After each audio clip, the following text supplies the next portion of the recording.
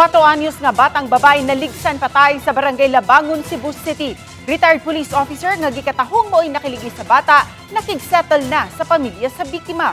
Si Luan Mayrondina sa report.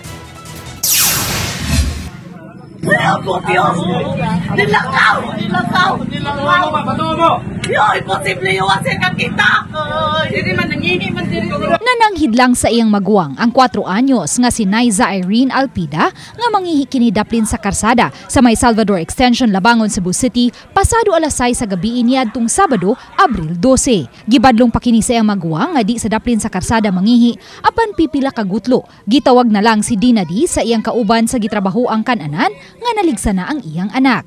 Apan wa niya maabti ang sakyanan nga nakaligi sa iyang anak.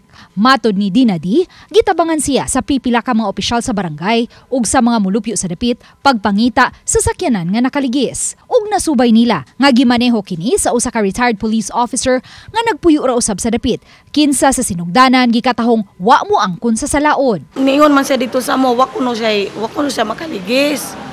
Nya karon kay naamay nagvideo dito nga mga opisyalis pud sa among barangay para kung na-witness.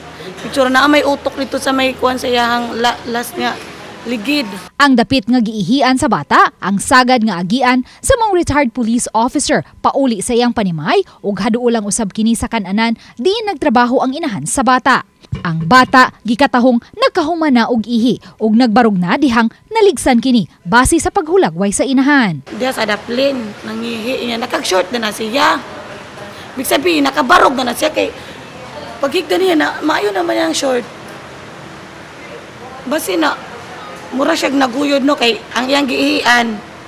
Layo naman siya dito sa iyang na kuan ang kay di ka man diri.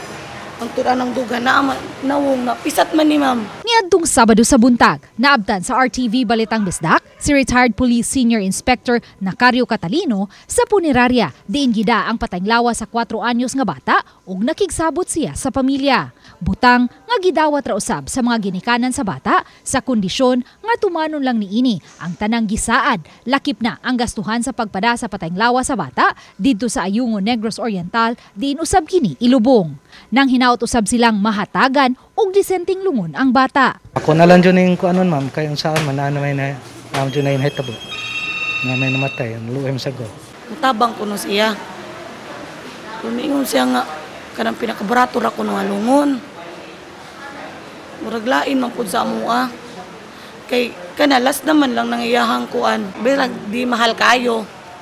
Basta murag nindot tanawon. Wala na muhatag pa og dugang pamahayag ang retired police officer gawas lang sa pagpahibaw nga nagkapinirmahay na sila sa ilang gikasabutan. Di na lang kumo kuan kay dito naman sa investigador diyan na say akong abogado niya nakapirmahay naman. Ang 4 anyos nga si Naiza Irene kamanghuran sa duha ka mga anak nila ni Dinadi ug Jessie. Ang iyang amahan igo na lang sa pagbako ug paghandom sa paraygon nilang anak.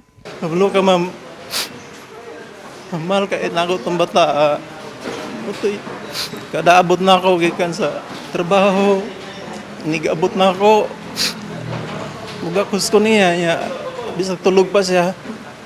Makamalay siya nga. Nigakos ko niya. Mugakos na lang po siya.